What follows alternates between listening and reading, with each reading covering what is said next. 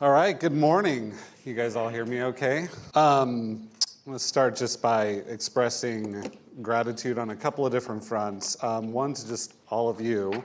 Roads might be okay, but it's still a Chicago winter out there. It still kind of sucks. A little cold, ground's a little salty, but appreciate all of you making the effort to be here this morning. This is, we've been trying to kind of figure out this post-COVID convening strategy because holding events and forums like this these days is a lot different than it was back in 19 or 20. And this is a topic that seems to have generated a significant amount of interest, at least compared to some of the programming we've done over the last year and a half. So it's really a testament both to the existentiality that Representative LaPointe pointed out, and then just the passion of people in this city to address that. So thank you for being here. Representative LaPointe, thank you for being here. Thank you for your comments. Thank you for the framing. Just in the 6 or 7 minutes you were talking, I had a dozen questions like I'm eager to ask you, because I was telling my team yesterday, we had a call talking just a little bit about the political environment, and the title of the movie kind of flashed in my head, Everything Everywhere All at Once. Right? And that feels like that's the world in which we're living. It's like everything that could possibly be happening, exogenous, endogenous, wherever, whatever, we're all kind of experiencing it at the same time, and it's uncomfortable. The other thought that I've had is, I don't know how many of you remember that moment in January, February, March of 2020 when you kind of realized, oh shoot, I don't really know how this COVID movie is gonna end, right? I don't know when I'll be able to take off a mask or be able to go back outside, or when things will start to become a little bit more normal. I kind of have that same feeling right now. I don't know exactly how this movie is gonna end, and one of the things that I think we're all kind of holding in our own different ways is that that's a hard thing to internalize. It's hard to not be in control.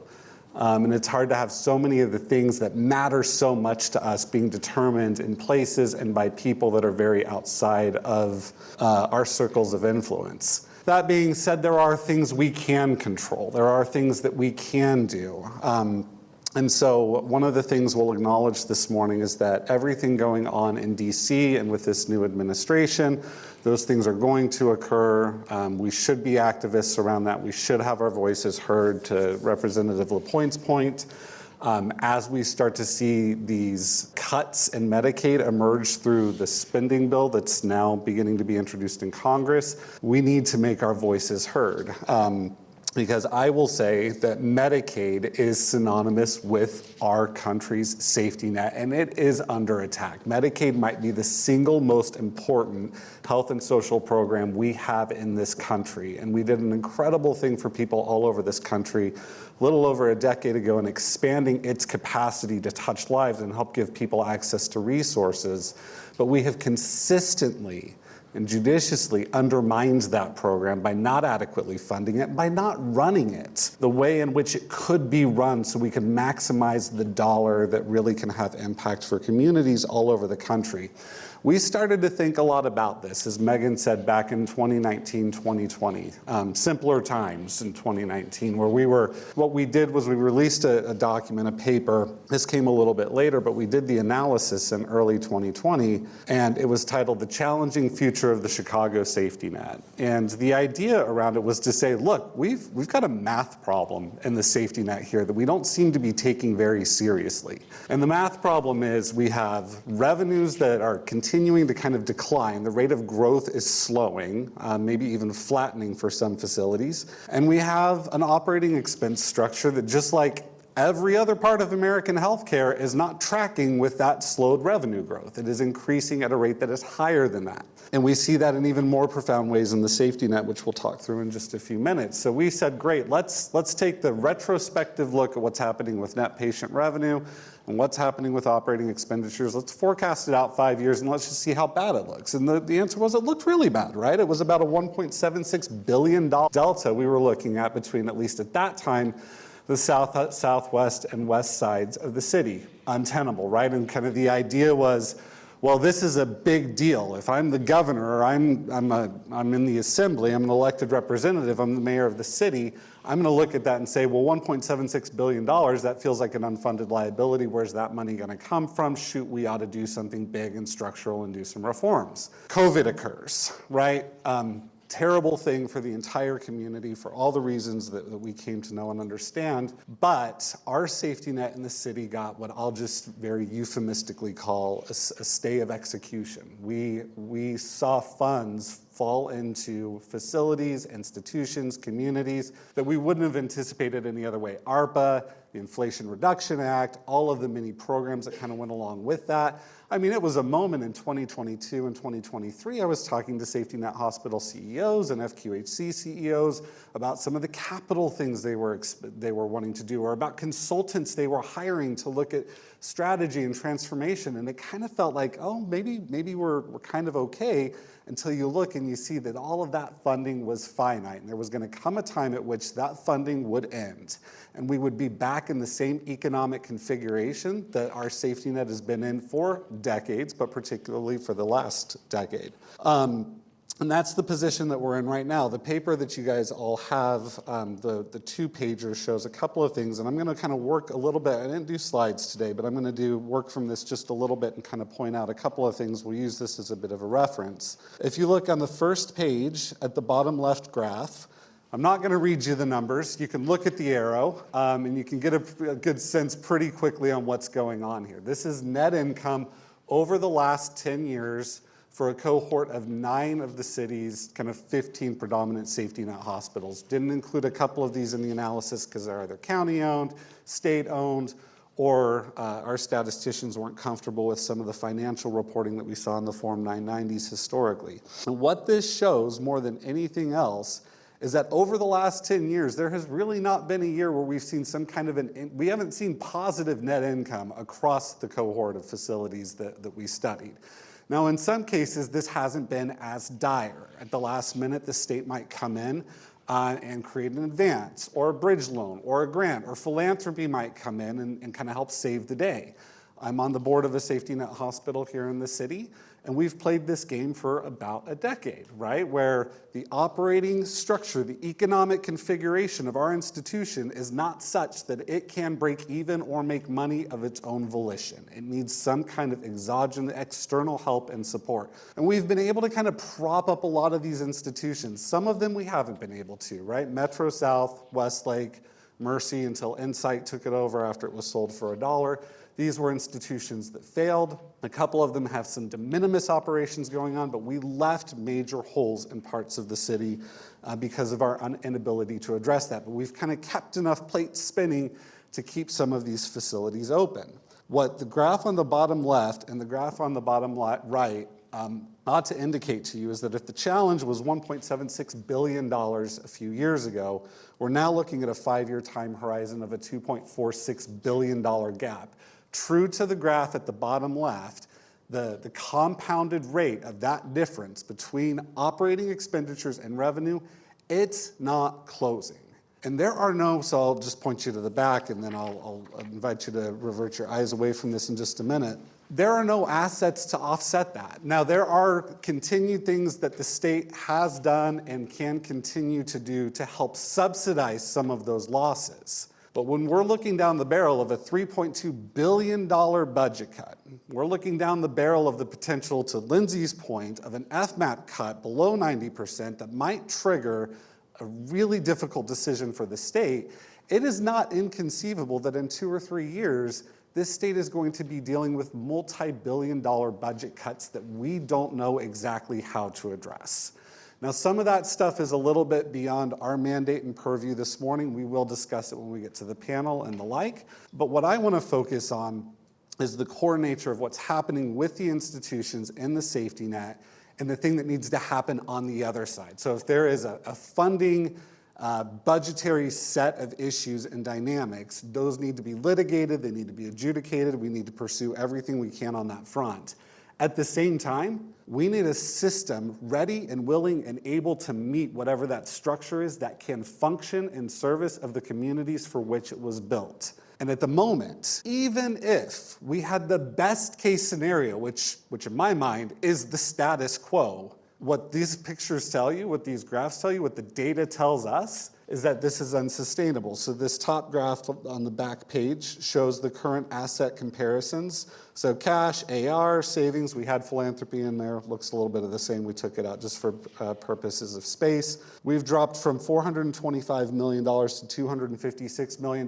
That does not count the significant liabilities that exist within some of these institutions. Some of these institutions have tens of millions of dollars in debt, accounts receivable, other liabilities that they have no way of repatriating or paying. So if you're a business owner, right? You were a CEO of a business or you had your own business, like a small consulting shop or whatever the case might be, you might look at the fundamental challenge here and you might say, okay, well, what are the things that I can actually do? Being on a board of a safety net hospital, Sinai Chicago, these are questions we've been asking ourselves for years.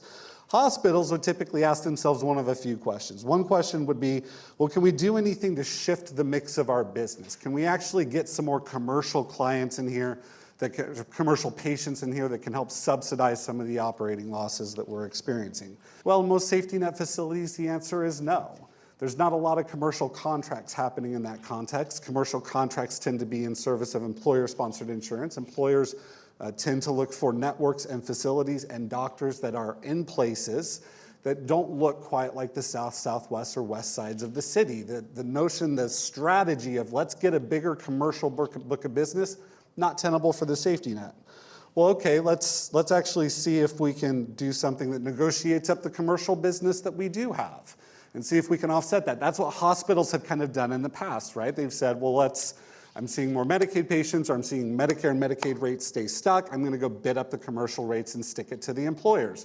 Well, again, we have the same kind of dynamic and challenge. Maybe at best 5 to 10% commercial mixes in these businesses.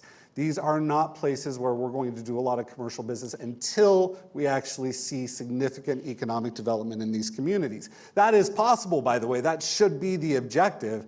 We're just a few years away from being able to realize something like that. Third thing I might do is I might say, all right, great, people are driving past my facility, they don't trust it, doesn't have a great reputation, some of my equipment's old, I need to hire some specialists, whatever the case may be. I'm gonna make a capital investment. I'm gonna go to the markets and see what I can get done. Well, if I'm a nonprofit, I can't really go pursue private equity or venture capital. If I'm a nonprofit that is struggling and I've got the balance sheet that's depicted on the back page here, I'm in a position where I can't really go to a lender. Social impact funding might be something I can do, but we're way past that for most of the facilities in this city. There's no access to capital.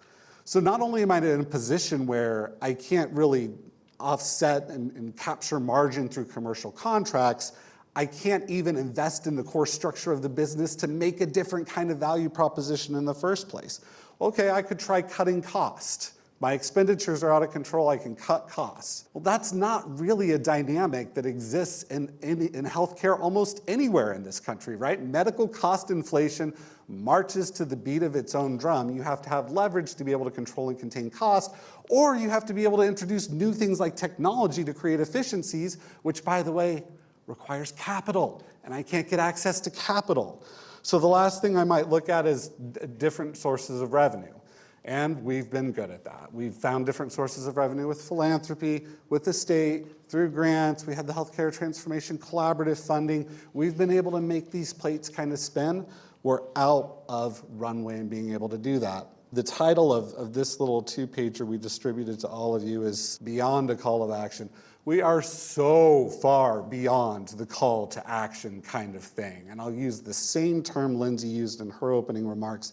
This is existential, and I'll say it even more directly and more plainly. The current operating model under these current conditions for this city safety net will fail. It will not fail in 5 years.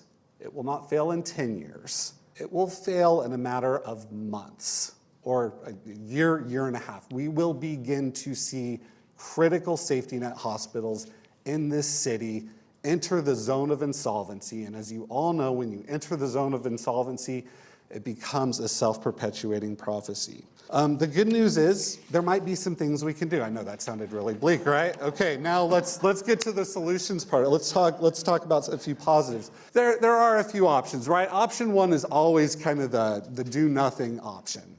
And I'm not going to beat that up because I think the math and the pictures and everything kind of shows that.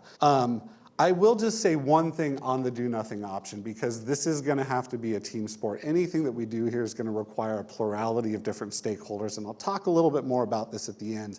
But the do nothing option, the implications for that extend so much further beyond just a few hospitals in the city closing. It has an absolutely deleterious impact on the community itself, on the economic vitality of the community, the jobs that are granted in the community. If you're a Politico or you're somebody sitting in Springfield and you're attached or associated with that community, you have the political ramifications for letting something like this happen on your watch. There are political implications for these things happening. It's why we've been so intransigent in making big changes historically in the past. If you're a business owner in this city, if you're a health insurance company in this city, if you run an academic medical center in this city, this is not something that is economically tenable for your business, your family, in the same way in which it's not for that neighborhood. Everything that happens in a city like Chicago is symbiotic. What happens on the south side affects the Gold Coast.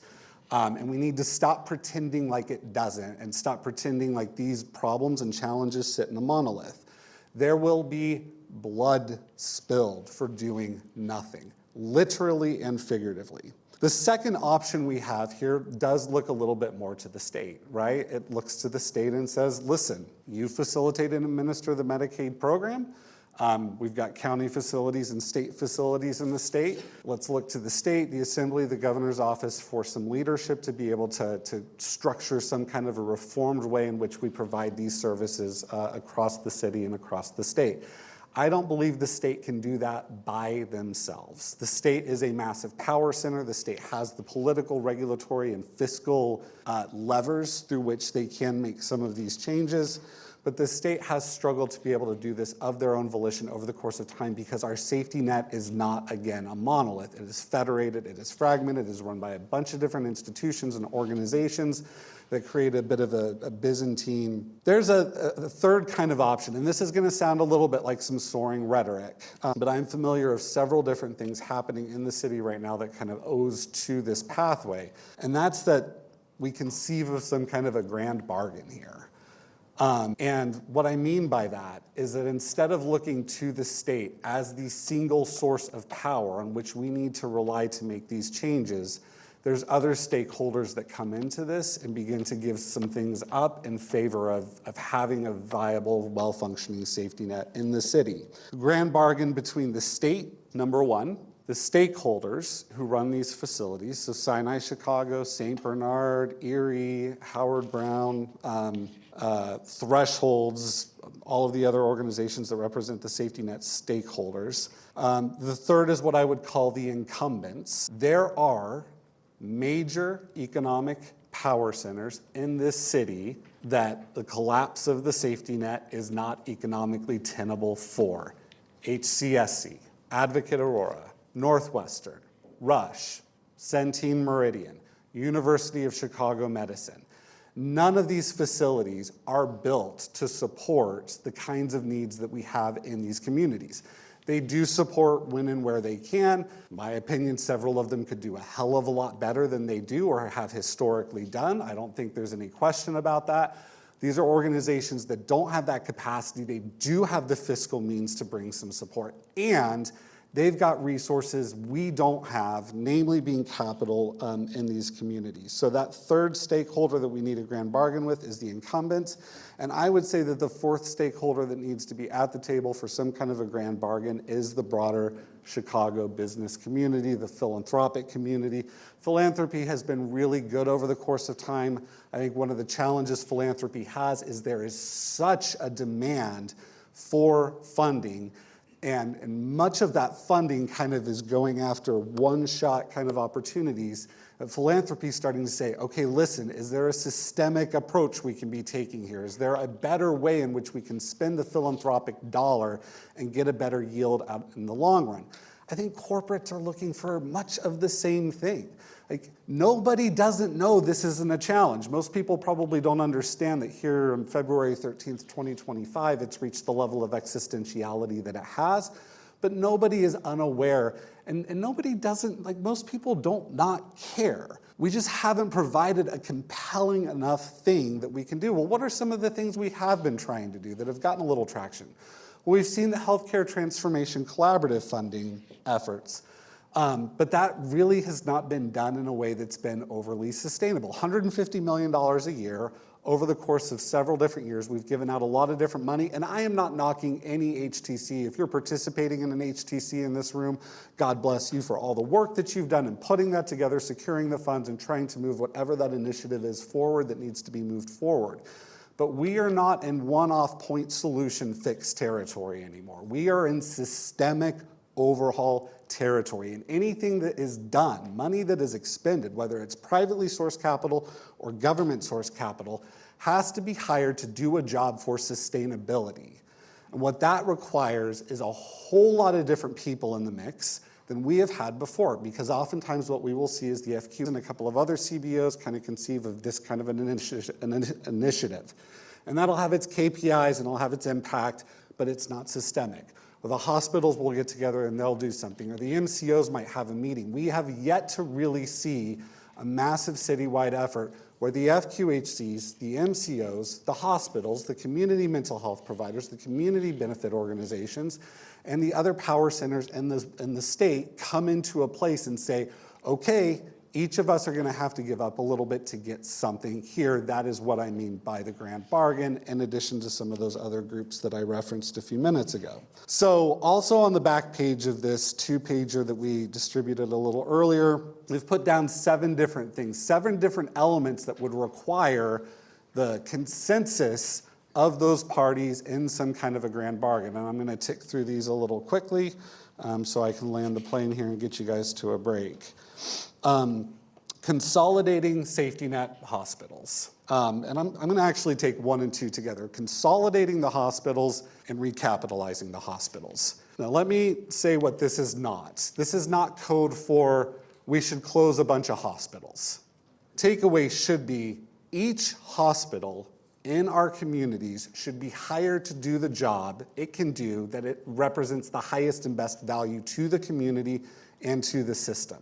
So recapitalization might mean the divestiture of certain service lines. It might be a facility or 2 or 4 or 5 that uniquely focus on some part of the healthcare continuum, a dedicated behavioral health center, a dedicated maternal health for the perinatal experience of women in this city, focused with clinical assets uniquely on that. Cardiology, endocrinology, these other critical services that hospitals provide that can't quite be provided in an ambulatory setting or an FT, we have capacity. The problem is that the capacity is way overextended by acute care beds, most of which we don't need as many of throughout the city, and not nearly enough of a federated approach to what each of these facilities can have in the first place. The other thing that we do with the other thing that can be done with the recapitalization is give these facilities an opportunity to re-express, to rebuild,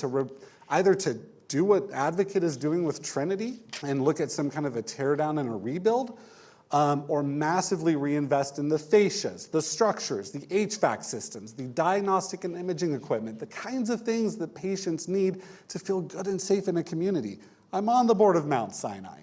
Some members of the community call our facility Mount Dinah. That's not a flippant, glib thing that they say. It is because, and it's not that we don't have incredible care in our facility, but perception is reality, and the perception is we're dealing with buildings and facilities and plants that are literally, when you power wash the outside, they are literally chipping away millimeter by millimeter over the course of time. I believe there is an opportunity to take these fragmented safety net hospitals, merge them together into a common system, recapitalize them, balance and reallocate clinical resources in combination with the incredible outpatient and mental health access we have in other parts of the city, and create a better integrated system of care. I'm going to jump to number 3, the managed care organizations. We'll talk a little bit about that later. We need to fundamentally rethink how we're paying for healthcare in the state of Illinois. I was on the phone with Brenda Battle yesterday. I can't remember exactly how she termed it, and I'm not going to flip to my notes right now, but she said something to the effect of, the Illinois Medicaid dollar is the weakest dollar in the country. It is absolutely the weakest dollar in the country. One, because even with our 90% FMAP funding that we're terrified to lose right now, we're not that great at the Medicaid reimbursement game anyway, right? What are we tracking? 47th, 48th in the country in terms of total Medicaid reimbursement for a state that has the expense structure that we do in the state of Illinois? That's a massive problem. That being said, the way we are administering care and reimbursing for services in this state leaves a ton on the table. Our efficiency with the Medicaid dollar that we do have is terrible. And a big part of that is because we don't have alignment between the state, the managed care organizations, and those men and women doing the work on the ground, and then ultimately the patients for whom they are doing that work for. We've created a very open, federated system. It's based on fee-for-service. We see volumes. MCOs do what they do to use utilization management techniques to try to stave their budgets. We see delays in payments. We see denials. We see prior auth. We see an administrative industrial complex in our safety net that is the creature of this depressed funding. There are payment models. There are different ways through which we can align the incentives, the motivations of a patient, of a doctor, of a mid-level practitioner, of a managed care organization, and the taxpayer to be in service of creating more opportunities for the community. The fourth, please don't roll your eyes when I say generative AI or emergent AI, because I was probably rolling my eyes quite a bit up until about 1.5 years ago. What is emerging right now in health-based digital technology? This is not like the synchronous telemedicine kind of consults we were talking about a few years ago. The capacity to extend workforce, to create efficiency, to create more access points for patients, that technology exists right now. Now, going back to one of the challenges I enumerated a little bit earlier, we don't really have the capital to make the kinds of investments. Hardwiring systems of care for this, which we don't really have in the first place, requires capital, requires resources. But the technology is there, so this goes back, if we get to a grand bargain, there's part element of that plan, the consumer-facing digital tools and digital tools that will allow for better connectivity to and for patients and efficiency through the care continuum is possible. The fifth is the development of a specialty medical group that would be in conjunction or in partnership with an academic medical center in the city. We have some amazing colleges that do medical education. There are opportunities to create a medical group out of emerging students that are entering the workforce, where those colleges can be able to strike some kind of an arrangement with the students that they're servicing, and those students serve in specialist roles that can be available to the FQHCs or some kind of a consolidated medical system over the course of time. There are things happening on this front right now. This is an area where the state would need to get a little bit involved to make sure that the rates and the kinds of things that went to that medical group were sound, and we had the right care coordination, care management pathways associated between that group and everybody else. High efficiency networks that beneficiaries can select. At the moment, we leave everything in Medicaid as a little bit of a free-for-all. We do that to extend choice to communities. That's an important thing. We should be extending choice to communities. One of the challenges when you extend choice to communities in an environment where supply is constrained, where we don't have clear pathways for individuals to go access a specialist or an imaging test or diagnostic or whatever the case may be, is that we leave folks in the lurch and we don't have the resources to plug back into that system to help facilitate those kinds of referrals, care transitions, and the like. That being said, we have started to build enough infrastructure in the city that we can create coordinated systems of care that exist in parts of the safety net. We just haven't figured out how to organize the Medicaid program around those things yet. Most other states have done this. This is an opportunity for us to think a lot more boldly about the way in which we manage and administer the Medicaid program in the state. I threw on the seventh for good measure because it needs to be addressed. I've come to find out this is probably more of an uphill battle than is prudent, but medical malpractice laws in the state. We have the most litigious environment in the country. Medical malpractice is an important thing. It owes in service of protecting patients.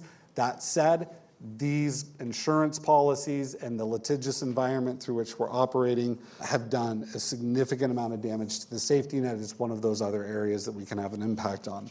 There's several different things that we've been working through with a handful of stakeholders that kind of come into this frame, but this is essentially what that grand bargain begins to look like. There are some really valid reasons for why something like this could work in the current moment. The first is that the environment is becoming, as Lindsay said, again, existential. Pain. Pain makes people do things they otherwise wouldn't do. The expectation of pain. The expectation of pain today is probably as acute as I've seen it ever. The technology being deployed, that's a huge boon. The incumbents having this economic interest in a viable safety net, that's a boon. The state's need for predictability at a moment in an environment where we don't know what's going to come out of DC, that's a boon. The new emerging tools and resources at a clinical level, pharmacogenomic therapy and testing, psychedelic-assisted therapy, AI, which I referenced a little bit ago, GLP-1s, like we have things at our disposal that if we could figure out how to reorganize the economics of the system and we could scale, we could actually have a profound impact in the community. And let me just kind of end with this before I get you to a break. That again, this matters because it's the right thing to do. Like we're gonna be having a massive culture war in this country trying to define all of the tenets around things like DEI and access and the like. I want to strip away the culture stuff, and I want to strip away all of the stuff, all of the altruism stuff. All of that matters a lot. But more than anything else, there is common cause here right now and what we should be aiming for. The aim should not be the status quo. The aim should not be the ongoing existence of facilities that are just open that can serve patients. We have those tools and resources to create a system that not only meets people where they are, but can lift them up. Health, that sacred, scarce asset each of us has, right? Some version of our health. That is the most important predicate to economic productivity, to growth, to the creation of wealth. There is no higher calling in a city like ours than creating access to the resources that improve a person's health and their God-given potential to live at the highest and best use of what that potential is. And all of the downstream economic, productivity, wealth generative impacts that come with that. We shouldn't live in a world with the things that we have where we talk about underserved communities that are 5 miles from us or an 18-year life expectancy gap between 6 stops on the red line. We're way past that. I know at the moment it's bleak. I know at the moment it's uncomfortable. It's scary. I do often at the moment kind of remind myself of what Winston Churchill once said about Americans, that we always get it right after we've tried everything else. And we are in a try everything else moment in the United States. There are things we can control in our city. There is a grand bargain, I think, to be had here. We're going to talk a little bit about that in the next section of this. I think for every person that's in this room right now, we all have about as big of a burden, an opportunity to pursue real reforms, voices, advocacy, the kinds of things that tell the stories in defense of our neighbors who really just want the ability to access medical care in the same way I do for my family or that many of you do for your families. So thank you for allowing me to say a few words. We're going to take a quick break. After that, we're going to have a panel through which we will have representation from Medical Center, an FQHC, a community mental health center. I'm going to put on my Sinai Chicago board member hat, so we will have several of those different parties associated with that kind of bargain. We're going to talk through some of the things we're seeing, things we think are possible. I would invite you to think through things you want to talk about. We'll provide a few opportunities to do that throughout the course of that discussion.